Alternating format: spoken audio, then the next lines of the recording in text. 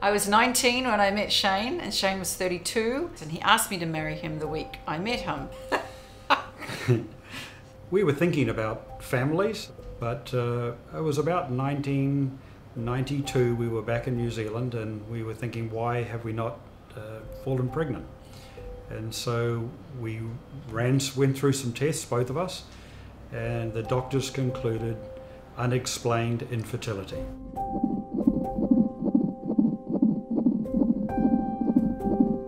So it was very distressing and very difficult as you watched other people get pregnant, other people have their prayers answered, other people, oh my goodness, I'm pregnant again, and you'd be like, I'm not even pregnant once, like not even a whisper. We decided to go another round, and we had some more treatment, more invasive treatment, but still nothing. 2008, I tested pregnant. And the following week I went back, they said there looked like there might be some problems. And then about a week later they said, we're sorry, but this is not a pregnancy, this is a ghost pregnancy. We call it a blighted ovum. You're not pregnant, your body just thinks you are. I think at that point, I'm gonna cry, the wheels fell off, and it was like, this is just a big joke, God, you know. I've done everything, walked the straight and narrow. I would have preferred not to have had that test. Yeah. So things improved for a little bit, but then we hit another major barrier. Yeah. And Susan had noticed that she had a slight lump on her throat, so she went to see the doctor. Long story short, I had thyroid cancer. And so I had 2 weeks to make up my mind about surgery.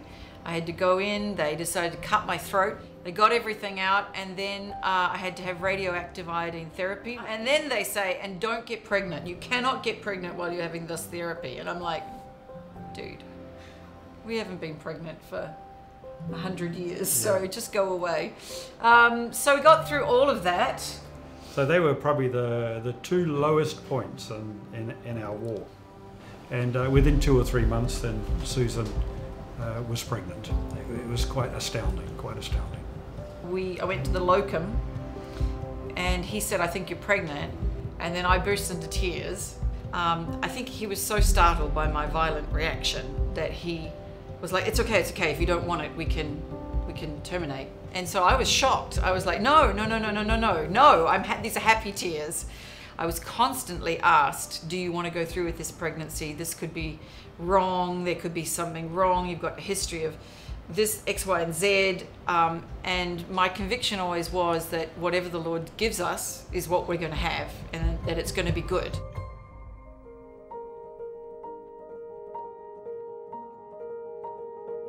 And then Anna was, she didn't want to be born, she had to be induced, and that was stressful. So she moved from C-section delivery into emergency care.